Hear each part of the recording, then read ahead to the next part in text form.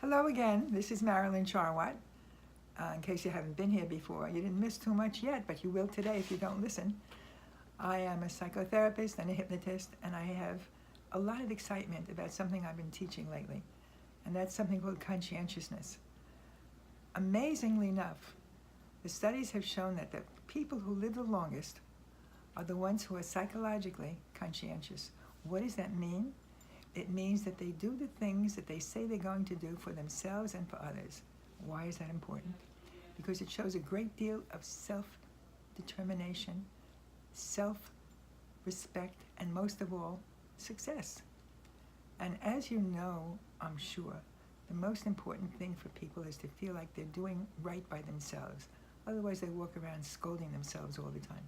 So I teach a class in the local growth center, and they asked me to do a hypnotic session for them, which I don't usually do. I agreed, and I hypnotized 23 women of all ages.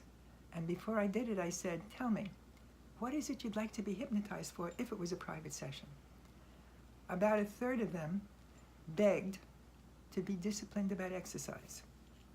Another third about diet, and the last third, roughly, on peace of mind. Those are the words they use. What they mean is less stress.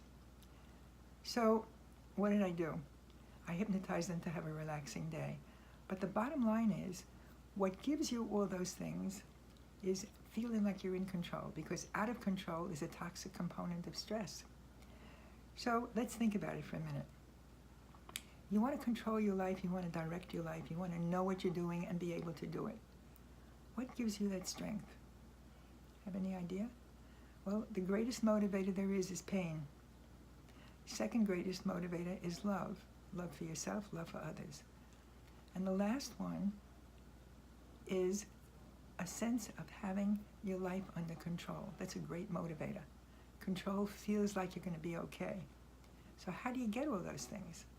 You get them by being disciplined yourself. How do you get disciplined? Well, there's a whole series of scientifically validated steps you can take. And in order to know what you're going to do, you first have to know where you want to go and what you're going to do with them. So let me suggest that until we meet again, you journal. Write in a journal who you are, what you really want, what you're willing to do to get it, and what you're willing to stop doing to get it. What do you really want? How many of us have stopped and thought about that? We sort of sail around.